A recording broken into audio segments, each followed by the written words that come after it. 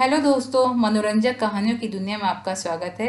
आज की कहानी है भगवान से चालाकी। दोस्तों, आज की कहानी पढ़कर आपका दूसरे लोगों की तरफ नजरिया बदलने वाला है।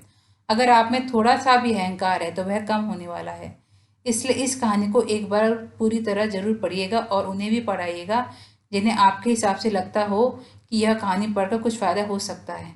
तो चलिए शुरू करते हैं। यह कहानी एक बहुत ही चालाक और बुद्धिशाली आदमी की है।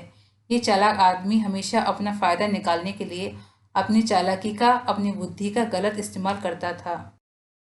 एक बार इसे पता चला कि किसी एक पहाड़ी की चोटी पर पहुंचकर भगवान से सीधे बात की जा सकती है और उनसे कोई एक अपनी इच्छा पूरी करवाई जा सकती है।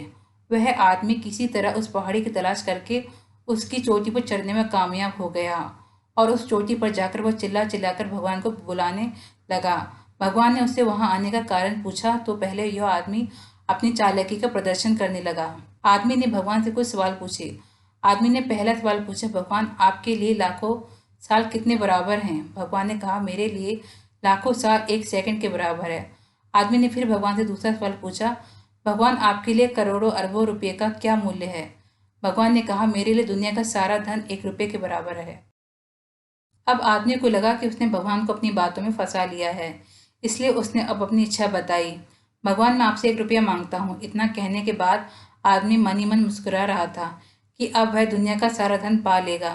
भगवान ने कहा, मैं तुम्हें 1 रुपये देने के लिए तैयार हूँ। इसके लिए तुम्हें बस मेरी एक शर्त माननी होगी। आदमी ने कहा, वह कोई भी शर्त मानने के लिए तैयार है। भगवान ने आदमी से कहा, तुम्हें सिर्फ 1 सेकंड इंतजार करना होगा। आदमी खुशी से उछल पड़ा और तुरंत हाँ कर दी। उसके हाँ करते ही भगवान वहां से गायब हो गए। अब आदमी इंतजार करने लगा कि कब उसे दुनिया का सारा धन मिलेगा। कुछ घंटे बीत जाने के बाद जब वह दोबारा सोचने लगा तो उसे याद आया उसका पहले सवाल का जवाब जो भगवान ने दिया था। उसके हिसाब से भगवान के लिए 1 सेकंड यानी आदमी के लिए लाखों करोड़ों साल के बराबर है। यानी कि भगवान उसे दुनिया की सारी दौलत देंगे, लेकिन लाखों करोड़ों साल इंतजार करने के बाद। ये अद्भुत कहानी हमें बड़ा ही गहरा सबक देकर जाती है। यह कहानी हमें सबक सिखाती है कि कभी भी हमें हमारे सामने वाले को कम नहीं समझना चाहिए। अगर हम सामने वाले से ईमानदार रहेंगे, हम उसके साथ अच्छा ही करेंगे तो हमारे साथ भी अच्छा होगा और हम सामने वाले को जो देंगे वही हमें वापस मिलेगा। हम सामने वाले को खुशी देंगे तो हमें खुशी वापस मिलेगी। हम उसे दुख देंगे तो दुख मिलेगा। वफादारी के बदले वफादारी और धोखे के बदले में धोखा ही मिलेगा। दोस्तों, अगर आपको स्टोरी अच्छी लगी हो तो अपने दोस्तों के साथ भी शेयर कीजिए और कमेंट में ज़रूर बताइए कि कैसी लगी स्टोरी।